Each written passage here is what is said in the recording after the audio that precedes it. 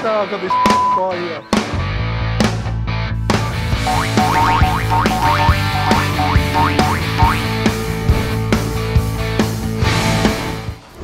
Today we're going to show you some really cool ideas on how to make a kitchen look great.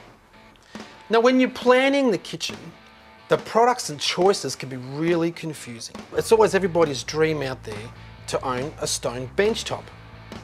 We're going to meet James today, who is going to show us how easy and affordable it can be to own your own stone benchtop. And what a tool. Me and Glenn are going to get things measured up. And at Great Appliances, Gino's going to be cooking up some prawns and is going to show us how to get rid of all that steam. Well, I'm off to go see James right now. See you there. We're here on site with James from A.J.C. Stone. Welcome, James. Morning, Mr Sink. Okay, well today you're going to show us how to put bench tops in, or stone bench tops that is. Correct. Is that correct? Yes. Cool. So tell everyone, what is the first step that you need to do before you put stone in? The first step you need to do is supply your stonemason or your joiner can make these for you, is a 3mm MDF template. And the template needs to be the exact size of the bench tops that you require. So then you can scribe them to the wall, and if your walls are out, we can manipulate the stone and cut it out a square to suit. So when you put your tiles on, there's no excessive gaps. So with that, use 3mm MDF, and you can get that from any of your local hardware suppliers. Is this it here? That's the one. All right, so what we do is we cut out the stone. Now, this has already been pre-cut, right? Yep. So we've sort of cheated a little bit here, but this actually is going to sit like this, is that correct? That's it. Usually on the sides, you want to make your overhangs even. So Yep. from the doors, you usually want to come about 20mm past the doors. That way, the water doesn't trickle back underneath and start rotting out your cabinets, or you get a bad smell in there. So 20mm past the doors, you want to keep the overhang the same on the island bench. You can extend it up to 300mm unsupported, which covers your warranties. So that's pretty much the basics of the sizing. Okay, and what about the other end here? I mean, you've got a little bit more here. Is that because it's a breakfast bench? That's correct. This is a breakfast bench, so you want to have that little bit of overhang, so when you put your bar stool under, you can get your legs underneath, have your breakfast or your dinner on there. Okay, so we've got this bench top prepared. The next bench top is this one here. Now, we've already got it all pre-cut, but explain why we've got the holes here. Okay, this hole here is for your sink. So it's been cut out and measured to the center of the doors, so your tap will be the center of the doors. And that way the set out of the kitchen sink looks neat. Then on the other side, you've got the hot plate as well, which has been cut out central to the range hood. So then everything marries up nicely. When you actually do the templates, on the templates you want to draw which sides are polished and everything. Like That's that. right. That's okay, right. so on this particular one, we haven't polished on 3 sides. That's right. So on the template, what you're saying is you grab a pen and you sort of put a mark here, you want it polished. So Yep. a P, maybe a P, is that right? That's right. Another one here. And then just wall on wherever the wall Oh are. yeah, so a W. Yep. Now, let's go to the factory and watch it, how it's all done. So just grab it, let's go. Hi guys, we're with Jeff again with his Go Cleaning tip. Jeff, I've noticed on the wall here, on the window here, there's all these marks. Looks like crayon marks. Looks like Mr Sink's gone crayon happy or something. How do we get this off our window? Well, there is a little trick for that. Anything that you get on the windows that has marks that don't come off easily. What you use is some of this, very simple, it's just a bit of steel wool. Okay. But the trick with the steel wool is it can scratch windows Yep. if you don't get the right steel wool. So this is not your traditional steel wool from what, the supermarket, is it? Or it's something different? Right, it is. It's super, super, super fine. Really fine. You got to get Okay. 4 zeros. 4 zeros. You've got to make sure it's 4 zeros. And what that does is a very fine, soft sort of a steel wool. Yep. And what that does is it actually can take off any marks on the windows, paint, anything like that, without actually scratching the glass. Oh, okay. Because we've tried to get that off with the squeegee. That doesn't come off. No. I've tried to rub it with a normal cloth. Doesn't come off. Right. So this stuff will get it off? Absolutely. Okay. Let's give it a try. So we'll just put a bit of soap on there. Ah, look at that. Yeah, you can just see fantastic. that's removing that, Ah. no problem whatsoever. It sort of works like a fine sandpaper, but made for glass. Right, it is. It's a bit like a scourer, but you don't want to use a scourer on glass. A scourer will always scratch glass. it, yep. Whereas this will not scratch it. It's more fine and more soft than a scourer. So we'll just do that. And make sure you always use it wet, don't use it dry. Okay. And that reduces any risk of scratching. Yep, squeegee after. Ah, look at that. Done well. Yeah, perfect. Thanks, Jeff. Another go cleaning tip. Another go cleaning tip. Right, so we have the templates. That's right. So what happens now? Now what we do, we put the slab on the saw, we square up the edges, we put the templates on the slab, mark out how it's going to be, and then we start cutting. Okay, let's start cutting away.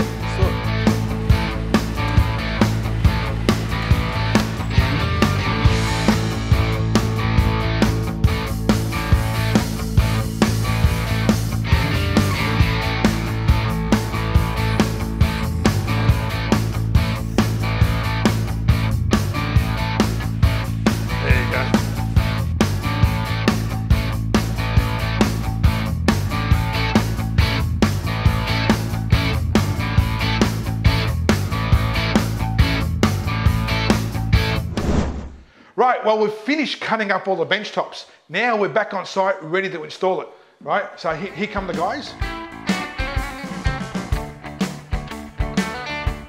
James, what's this groove for? The groove is just to cut where the joins meet. That way the glue bonds quite nice and it's quite a shine. So on this other side here, you've got a groove as well? Yep. Oh, okay, there you go, there's that groove. So that's where you put your glue, is it? Yes, it's like a biscuit joint, but don't have the biscuits, just the glue in there, 2-part epoxy glue. Okay. And that's mixed up to the colour of the stone, and that goes in between the joints.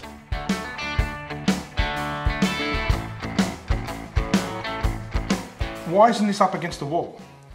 The reason being, you don't want the stone too tight to bring the stone in, to carry it in. If it's too tight, it's going to be very hard for you to fit it into place. Plus, also, if you have it too tight, it puts a lot of pressure on the stone when the house starts to move and settle, from being new renovations or an existing home. And also expansion and contraction as well. That's right, correct. So this will be all sealed up with the bathroom grade silicone, be all corked up nice and neat once all the splashback's done.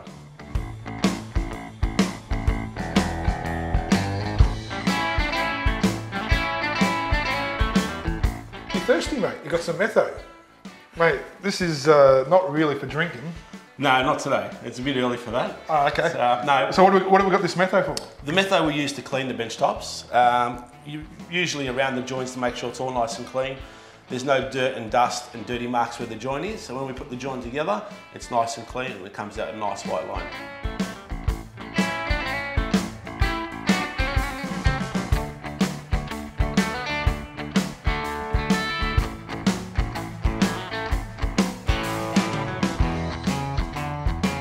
Okay, we're up to a really tricky bit, James. We're going to be joining those two bits of stone together. That's right. Yeah, there's a bit of an art to this, is that right? Yes. So what we're doing right now, what are we doing here? What's this? What we're using is the glue, the epoxy, which is the 10X brand. Okay. And we're going to tint this colour to suit the colour of the stone. Then we'll put that in the joint. Okay, well, show us how it's done.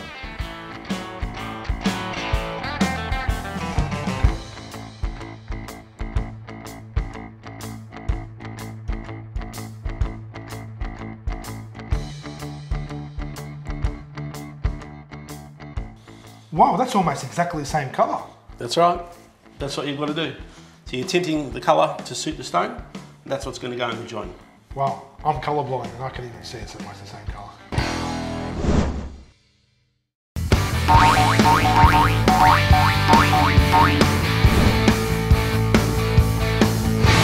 So we're back here at 8 Appliances with Connie and Gino, and we've got something unusual today, haven't we?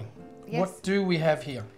We've got different types of cooktops with downdraft system, and you can get them in induction. So gas. these are cooktops Yeah, and range hoods together. combined, yeah. Oh, combined. Yeah, So combined.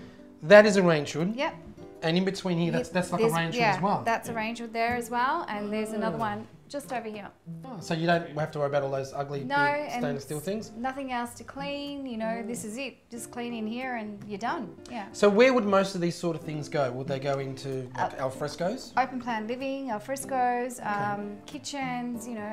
Especially kitchens with island benches. Island benches, yeah, that's a might good create idea. Quite a great view out looking at the back of your house or something. And, Yeah. Oh wow. yeah, So this is inside all in here- one, cooktop and range hood all in one. Oh, That's it. Yeah. that comes off like that? Comes Yeah. off, yeah. And That's your filter. That's the filter. That's so the filter. what would you do? So Yeah. after all your cooking, whatever, you can just wash that? Straight in the dishwasher if you want. Yeah. Oh, they go in the dishwasher And as you, well. you just wipe in here. That's it. Give it a Oh, wow. That's all you do. And then just... Yeah. All Then done, pop it on and yeah. So you could be cooking your prawns away here and Yeah. Boiling your pasta there, Yep. and that'll be doing all the work. That's right. So, and you can, look, you can actually, you can get more than this. This is just an example of it. You can get gas as well. So you can have like gas cooktops as Yeah, well, rather you than can have electric your ones. gas, and you can have it, you know, with the induction or with the ceramic. So look, from what I know, your traditional range hood was like your canopy type thing. Most of the time that is just ducted out into the atmosphere. That's right, yeah. So how does this work then? Yeah.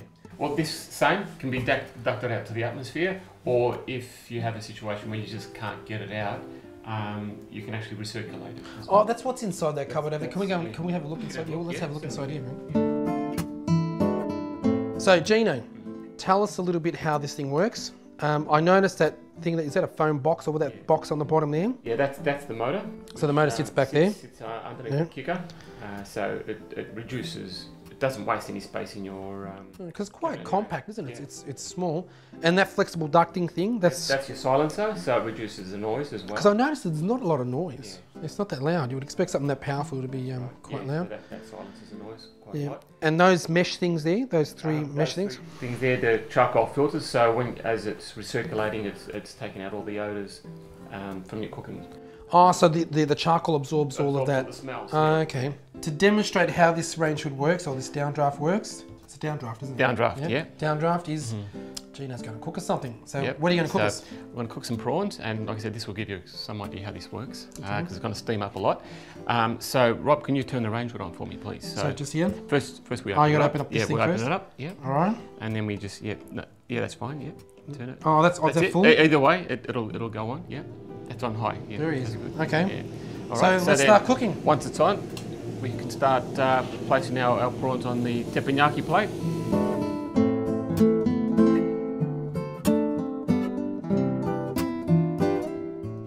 Oh, look at that.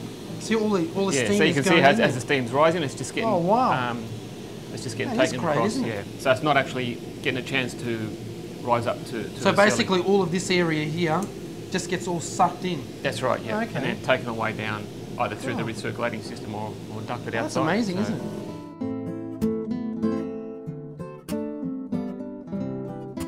So Rob, actually, I need some champagne on this dish. So do you want to do the honours? And It'll be my pleasure. Just like that go video. for it. I'll just stand back a little bit. Oh wow, look at that. Oh, look at the Beautiful. steam. Beautiful. Wow, that's good, isn't it? Now Connie's going to enjoy a meal. That's it.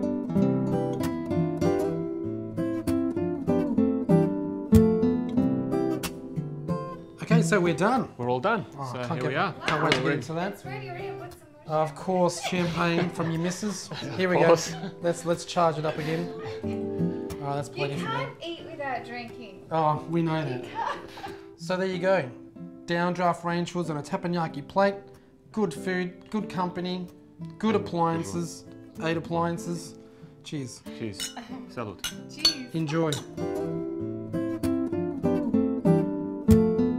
Very nice. Really nice.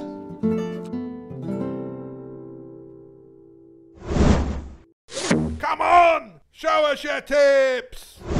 Have you ever damaged your bench top? I know I have, and I've caused some really, really bad chips on my bench top. Now, around the dishwasher and around the kitchen sink. And most women, when they see that, they just go nuts. I know I go nuts. So you are going to show us today how you can clean, or actually how you can repair a chip on your granite bench top. Is that right? Yes, there's a couple of ways we can do it. We'll show you one of the main ways that we can do it. We can polish it out, and we'll show that process now. And you won't be able to see it? Might be able to see it. Okay, well, I want to see this. All right, let's do it. Right, okay, here's the chip, right here. So we're going to get this chip out. First step, we put the resin filler on. And we leave that there for... About 15 minutes, let it dry, nice rock hard, Cool, and then we'll polish it out. cool. Okay, so the resin filler is now dry. Yep. All right, so what's the next step? Now the next step is we polish the resin filler. We make the edge nice and clean, polish it back to normal size, and then buff it up.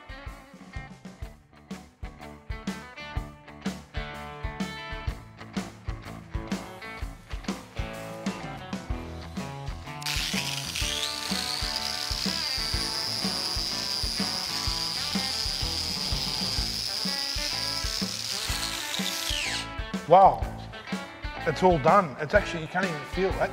That's actually, it's like brand new. Brand new again. Now, does it matter what size chip? No, it doesn't matter the size of the chip. The smaller chips are obviously easier because we can fill them or we can polish them out.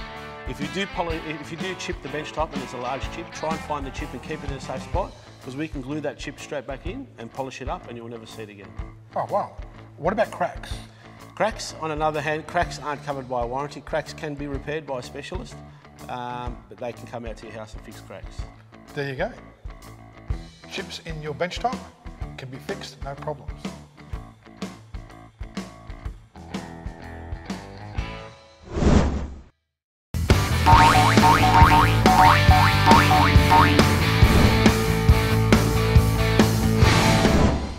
What a tool!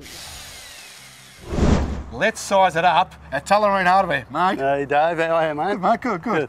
So, what are we talking today? We've got a few different tape measures, Dave. Who's presenting today? Apex Tools. Apex Tools. Apex Tools. So, so how do you size up, mate? Oh, fairly well. Fairly well? Yeah. Okay. Yeah. So, what are the differences, mate? Well, you've got metric. Metric, okay. This is metric. Metric meaning? Metric measure. Yeah. Metric. But in what increments? Centimetres. Oh, millimetres. Millimetres, and that sort of centimetres, stuff? yeah. Okay. Yeah. And metres. Metres, And yep. is this, and what's the other one? Oh, you've got imperial as well. Oh, you've got, imperial. yeah, inches and feet. Oh, okay. So Yeah. that's the difference. Yes. Oh, okay, That's got right. you now. It's American. American Okay. use, 1/8, 5/32, all that sort of. Oh, okay. yeah, And that's called imperial, Imperial, yes. whereas the other one is called metric. Metric. One this sort of size, it'll be Yep. suitable a bit more for what? Just Any builder, doing any building renovations. Carpenter, plumber, that type of yeah, thing. anyone really. so mainly Yeah. more for your smaller sort of medium-sized jobs. Yes, that's right. But if you've got to start going like bigger jobs, what we? Yeah, oh, you can go something like this. So can I pull it out? Yep, grab hold of it Dave, give it So- a yank on that, mate. Yep, I like to yank it. So Yeah, that's it. Yeah. yeah. So what about this? It's it's got two different measurements. Is that the same type of thing we were saying yeah, before? that's got metric and imperial as well. Oh, okay. We're measuring up a bit of property, Yep. bigger sort of area. Okay. You need something a lot bigger. So yeah. like if you want to measure up a land before you build or do something like that? Yes. Perfect, because it goes right out, doesn't it? Yeah, this one goes out to 30 metres. Oh, beautiful. Or Okay. 100 foot. But farmers probably, if they've got a bigger property, wouldn't probably use this too much, would they? No, no. Yeah. Okay, Yeah, but so- so if that's the case, for a big property like that, what would you use? Well, you could use a walking measuring wheel. Okay. Yeah. Is that what you got over there? That's it. Okay. Yeah. So it's like walking the dog, is it? Or Yeah, is it pretty much, yeah. But what's that sort of? Oh, that knob just there? shows you that that's down. It's always pointing down, Down, isn't it? down. yeah. So Yeah. basically, I think by memory, the one we used at school. Yep, just got to lift that. Oh, yeah. hold on, but it doesn't click. No, it doesn't click that one. Yeah, it just. So we lift that up like that. Yep, But and so so it doesn't click. So is that what those yep. zeros are for? So basically, Yeah. they're the main ones. Is that They're right? the main measuring instruments. Yeah. Okay. Or for you, I'm waiting for it. this is for you, Dave. This is what you might need. Yeah, but hold on a second. I thought you said size does matter. It does. Okay. See? Yeah, but hey, I'm not convinced. Hold on. Nah, come on. Oh no, actually, this is perfect for your tailors and that sort of Yeah, stuff. that's so like right, those yeah. smaller jobs. That's right. smaller jobs. So Yeah, yeah. yeah. All right. Yeah. But yeah, like it makes sense. So like if you're in a tight situation or if it in like a car or a little sort of Yep. bathroom or something, yeah. Okay. That's right. Yeah, Mate, loving it again. Thanks Yeah. again to the guys at Apex Tools. yeah. So measuring tapes. What a tool. That's a tool. What the hell is this thing? It looks like one of those things that you see on TV where they're robbing banks or climbing up buildings with suction cups. Is that what it is? This is what we use for the joins. It's called a seam setter. So what this does, these two pods will suck onto the stone. The join will go straight up the middle. Yep. And then you've got these two adjusters Yep. that if the join is a little bit high, you can tighten these. Once these are stuck down, you can tighten these to suit the stone if you need to push Oh, down wow. and lift up a little bit. So it gets the join flush, and then once you've got that, you ratchet together as it does. And it squeezes it together. That's right.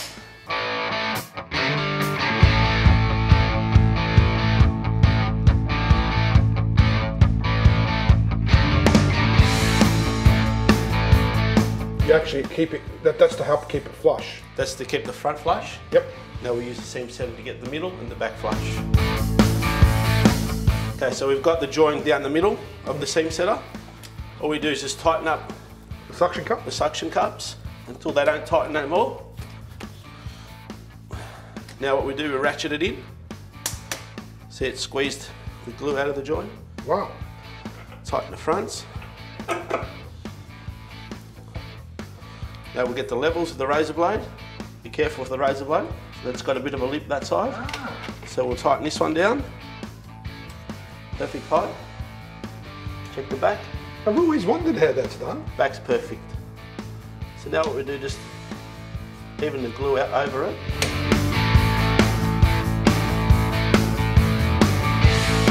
So we just let that set now. So glue's all dry? Glue's all dry. Now, So now we can pull it all apart. That's it, pull it all apart, take everything off.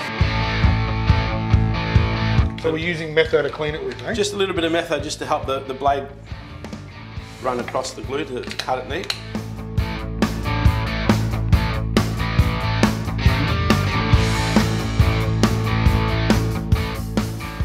Can I have a feel? Oh, that's perfectly flat, and you can hardly see that joint.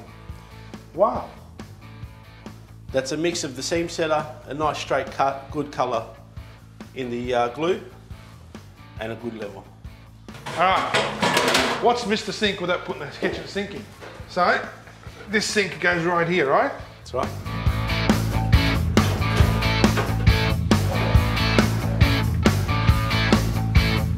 All done. Okay, job done. Only thing left to do is the splashbacks. That's it, splashback, connect all the plumbing up, job's ready. Ready to move in.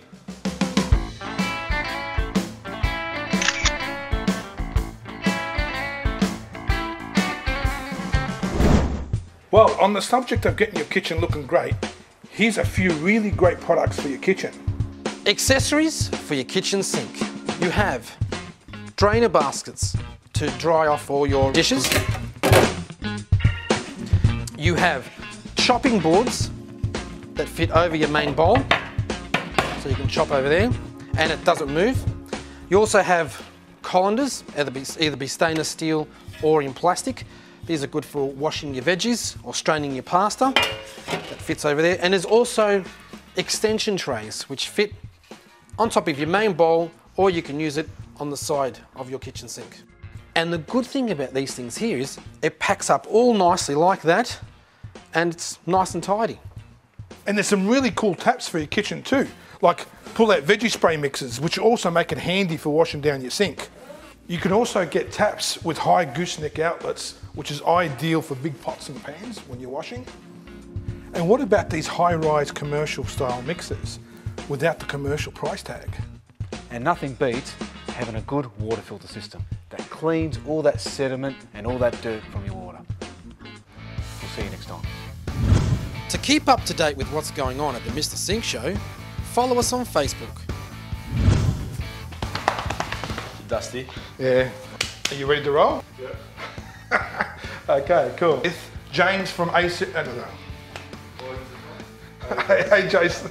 A.J.C. That's it, don't get it wrong, yeah. When you do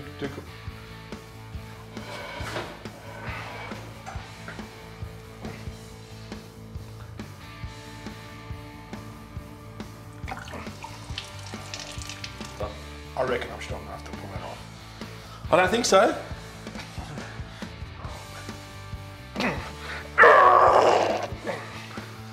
Okay, yeah. He's right. It's pretty strong.